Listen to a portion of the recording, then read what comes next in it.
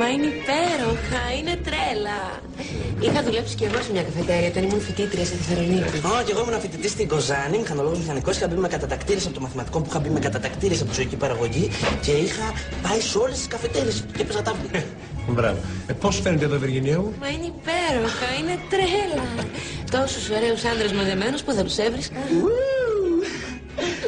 Ο Μάρκος θα σου δείξει όλα τα στέκια της πόλης. Ο Μάρκος και εγώ τα ξέρουμε όλα τα στέκια της πόλης. Όλα. Κατάλαβες, φίλε. Σε θέλει μια γυναίκα τόσα χρόνια για το κορμί σου και τώρα σε πετάει σαν στη μελεμονόκοπα. Σε τόσο μαλάκα, ναι. Γεια σας, τι κάνετε, πώς είστε? Καλύτερα δεν έχω περάσει στη ζωή μου. Μάκης Κοτσάπας. Βιργίνια από Θεσσαλονίκη. Ήρθα για 2-3 μέρες και λέω να μείνω πολύ περισσότερο.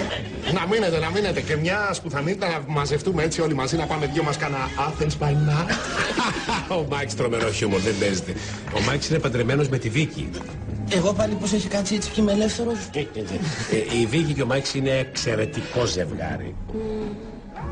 Έτσι είμαι κι εγώ με τον άντρα μου. Εξαιρετικό ζευγάρι, λέγαν όλοι. Χρήμα. Αλλά δεν βαριέσαι. Είναι υπέροχα, είναι τρέλα. Μιας και είναι υπέροχα, τι λέτε έτσι να μαζευτούμε όλοι μαζί να πάμε δυο μας κάνα σούρμιο, για καμιά μπυρίτσα, κάνα θαρικό, έτσι. Μα είστε τόσο καλοί, τόσο καλοί. Μισό λεπτάκι, στέλνω ένα μηνυματάκι και φύγαμε για σούρμιο. Φύγαμε! Δεν κατάλαβα, θα έρθετε κι εσείς. Μα είναι τρέλα, είναι τρέλα. Δεν μπορώ.